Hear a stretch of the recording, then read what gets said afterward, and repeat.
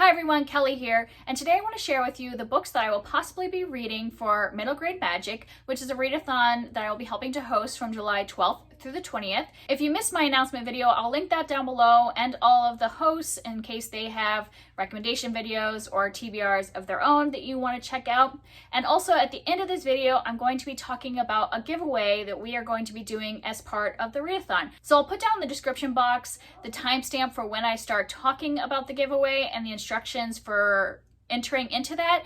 But for now, let's talk about the books that I am really excited about reading. And I'm just one of those people that doesn't like to be strict on like what books I'm going to read during a readathon. I like to be able to mood read and kind of like if I've just read something that's like a fantasy and I want to move to something more like a contemporary or, go back and forth and just kind of like go with what I'm in the mood for or what I can get like on audiobook or whatever. I'm one of those type of people. So instead of having like only a TBR of like 5 books, which would be like more realistic for, like a 9-day readathon, I have like a huge pile of possibilities. So I basically went through all the prompts and picked out, a few books for each one. Some I might only have one for, but a lot of them I have more than one. And I'm just going to see what books I'm in the mood for and then how many prompts I'm going to do. So I'm not going to have like a goal of how many prompts I have to finish or anything like that, because you can just do one prompt and you're still participating in the readathon. So this is just my stack of books and I will just pull from them, what I'm interested in the moment. So I'm just going to go through these prompts in the order they were done in my announcement video. So the first one is Jason Reynolds, read an Own Voices book that deals with issues outside of the character's marginalization. And I'm actually going to hold this one till the end because I'm going to combine this with the last prompt. So I'll come back to this one in a little bit. And so next is Grace Lynn, read a book that involves folk tales, fairy tales, mythology, or storytelling. And for this, I want to read a book by Grace Lynn, and that is Starry River of the Sky. I had just recently bought this book because I just really love her fantasy books that are kind of based off of Chinese mythology. All of her books have kind of like stories within stories, and I just love her style. So I really want to read this one right away. So this will be actually one of my top priorities, I think, to finish this one during the readathon. And then next is Jacqueline Woodson, read a book by a prolific or famous author that you've never read before. And I have 2 options for this one. I have Stella by Starlight by Sharon M. Draper. And I know that Sharon M. Draper has written a ton of books, mostly in the middle grade or young adult categories. And I've owned this one for quite a long time, so I really do want to get around to it. I'm just like never really great at picking up historical fiction. It's like for some reason I keep putting it off. And so hopefully I would get to this one. But if I'm not in a historical fiction mood, my other option is Dragon Slippers by Jessica Day George. Jessica Day George is one of those middle grade authors that has so many of these fantasy books that seem like something I would really enjoy. Like she seems very similar to like Shannon Hale or, those kind of stories, or Gail Carson Levine. And so I think I'm going to really enjoy her books. And for some reason I've never picked them up, so I own this one. So if I'm not in a historical fiction mood, then maybe I'll be in a fantasy mood, depending on what mood I am. And the next one is Roshni Chachki, which is read a middle grade book by an author you've only read adult and YA from. And I actually looked through all of like my physical TBR and all of my TBR on Goodreads, and I don't have one single middle grade book where I have read for only that author's like young adult or adult. I mean, I know there are plenty that I have that are books that those authors do write in the other age categories, but I just haven't read them yet. And so nothing really fits exactly this prompt. I could probably recommend to you a bunch of things. So I do a recommendation video, I'll give you recommendations, but I don't actually have anything that fits this prompt. And the next prompt is Tahara Mafi, and this is to read a book that'll take you out of this world. And for this one, I kind of wanted to read a book that would continue a series that I have already started. So I had a lot of fantasy series that I have read, like the first book or the first couple books, and I want to keep going in the series. So I have 3 options for this. One is Disenchanted, The Trials of Cinderella by Megan Morrison, and this is the second book in her series called the Time series. And these are kind of like retellings of fairy tales. So this is, based off of Cinderella. And then the other option that I own is River Secrets by Shannon Hale, and this is book 3 in the Books of Bayern. And this is actually a reread. I have read the whole series, but it was so long ago that I'm like rereading through them, and so I really do want to finish my reread this year. So this is one option. And then my third one is actually by Tahar Mafi, so that goes along with the prompt, and that is Witchwood, because I read Furthermore, I think a year ago or 2 years ago, and I didn't really love it, but a lot of people say that I might enjoy Witchwood better, which is like the companion novel to Furthermore, because it's more of a creepier book than the Furthermore was more of like a whimsical fantasy, and I think Witchwood has a little darker of a vibe, and that's kind of my thing, is I like, you know, dark or creepy middle grade. The next prompt is Ellen Montgomery, to read a classic or reread a favorite, and I have a couple classics that I own. One is by Ellen Montgomery, and that is Emily of New Moon. I want to start this trilogy at some point, so this might be a good time for it. And this is obviously a classic, and I really enjoyed all the Anne series last year, so I would like to try out some of her other books. And then the other option is I have a couple books by Mildred D. Taylor, and I know these are part of the same series. I have Roll of Thunder, Hear My Cry, and The Land.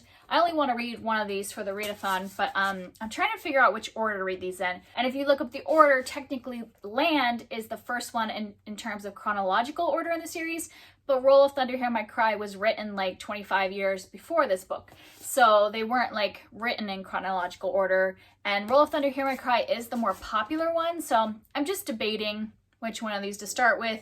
But this is one option too. If I decide not to do Emily of New Moon, I have those two different options. And then next we have Case and Calendar, which is to read a queer book. And I have a couple options for this. I have Hazel Bly and the Deep Blue Sea by Ashley Herring Blake. And I've read two other of her middle grade books and absolutely love them. And this is a new release, and so I'm kind of holding it for this readathon because I do really want to read this one. And then I also have coming from the library Hurricane Child, which is by Case and Calendar.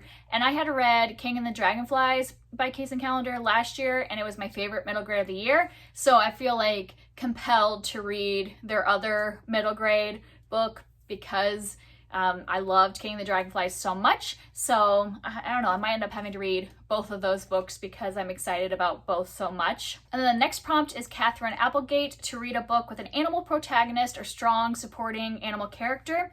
And I have two options that I own. I have Mrs. Frisbee and the Rats of Nim by Robert O'Brien, and this is, you know, what my favorite movie growing up is based off of. So The Secret of Nim was my favorite movie as a kid. I watched that movie a million times. Absolutely adored it. I haven't watched it in a really long time, so I think I'm far enough away from it and the nostalgia that I could read the book because I heard they're very different. So this is one option. And then the other option is I have Bunnicula, which this is like the special anniversary edition. And I remember reading Bunnicula when I was in middle school, but I just don't really remember much about it. But I think it would be a fun read, and it's like really short and has some pictures. And I think this is about like a bunny that these kids think is evil. And I remember it being funny when I was a kid. So hopefully it'll be good as an adult. So there's those two options for an animal protagonist. And then the next prompt is Kwame Alexander, to read a novel in verse. And I have a ebook copy of Other Words for Home, and I've been meaning to read this book for so long. And so I really want to get to this one. This is by Jasmine Warga, and it is about a girl, I believe, who has immigrated to the United States. I can't remember all of the details, but I think she moves to a town in Ohio, which I live in Ohio. So I think that would be a good one to read because I always hear people saying good things about this book, and now that I have an ebook copy, definitely want to get to that one. So the next prompt is Frances Harding, to read a book that challenges your assumptions about middle grade.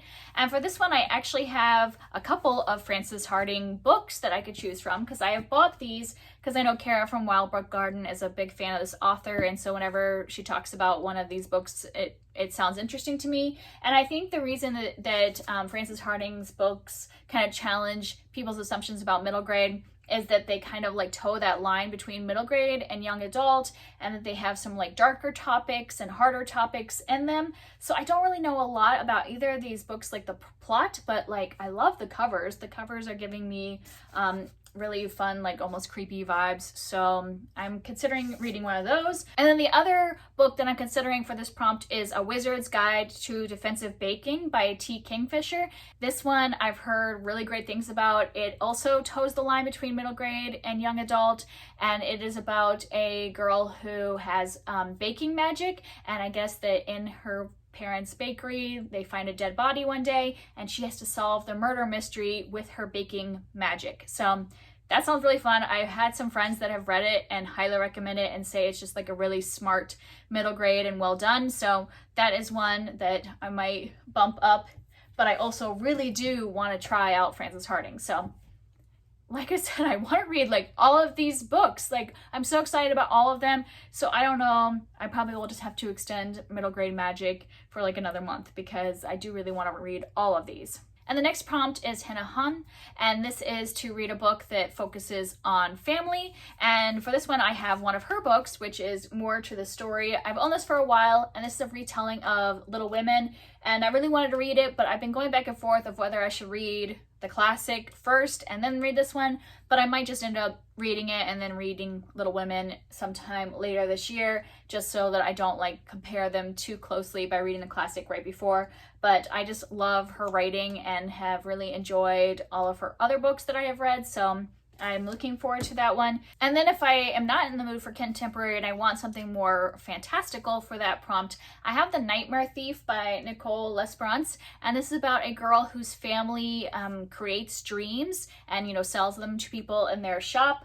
And I think this involves family because her sister is in a coma and she tries to give her sister a specific dream while she's in a coma, and I think that's against the rules of their dream making and things like that. So I think that'll be an interesting one where it involves, you know, sibling relationship and also a fun like fantastical world that sounds a lot different than anything that I've read before. And the last prompt is Anna Mariano, and that is to read a book with a trope you love.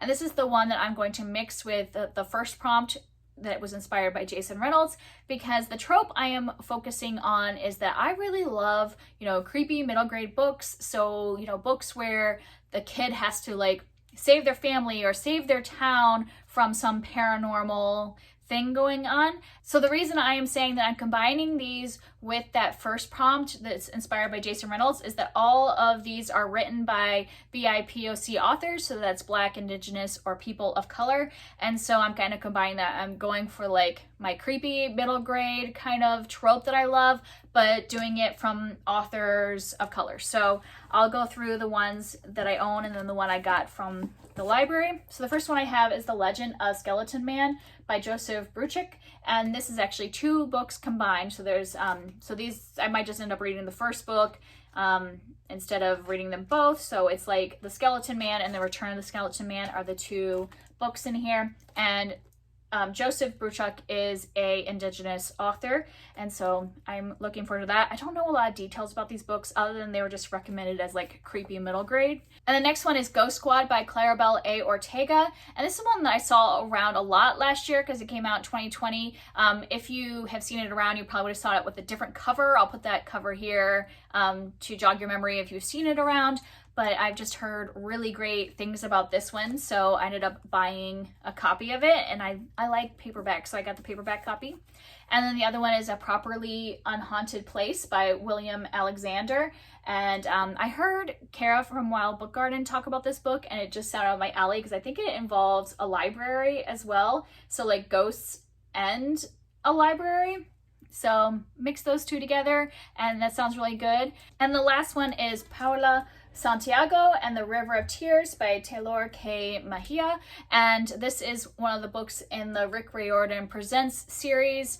And the reason I got this one from the library is I was just approved for an e-arc of book 2, which comes out in August, so I really need to read book 1. I didn't realize that it was book 2 in a series, so I went out right away and got book 1 from the library. So this is a top priority to read this one so that I can read my e-arc before it comes out in August. So that's 4 different creepy books that would fit both the Anna Mariano prompt and the Jason Reynolds prompt. So I'll probably read one for each prompt. I just am really loving reading creepy middle grade lately, so I'm definitely looking forward to reading a couple of those. And that's all of the books that I am putting on my possibilities for middle grade magic, but now I want to talk a little bit about the giveaway. So we have a copy of Ophie's Ghosts, written by Justina Ireland. Both Cara and I read this book recently and gave it 5 stars and absolutely loved it.